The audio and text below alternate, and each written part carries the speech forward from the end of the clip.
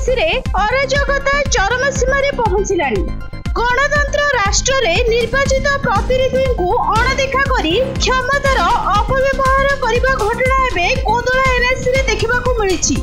आज पवित्र गांधी जयंती एवं सरकार स्वच्छता ही सेवा कार्यक्रम समग्र भारतवर्ष रे स्कूल कॉलेज ब्लॉक एनएससी और समेत बहु जगह बेस धूमधाम रे पालन करा जायछि। हेले जने काउंसिलर को निमंत्रण नथिबा नै चर्चा रे आलोचना आरंभ होईछि।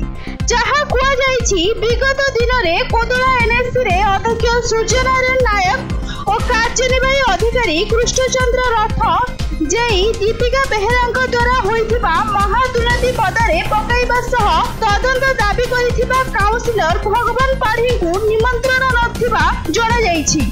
काहेकि जणे जणे जनप्रतिनिधि को अणदेखा करबा कारण कोन होई पारे ना काहा चापरे रहुछंती कि कार्यनिर्वाही अधिकारी ना सत्य घटना पदक आसिला परे कोदला एनएससी रु बासद करिसंती। कार्यनिर्वाही अधिकारी हेले सरकारी कार्यक्रम रे निर्वाचित प्रतिनिधि को अणदेखा करबा घटना को नै कोदला अंचल रे विभिन्न महल रु निंदा करा जायछि। Bureau report news.in.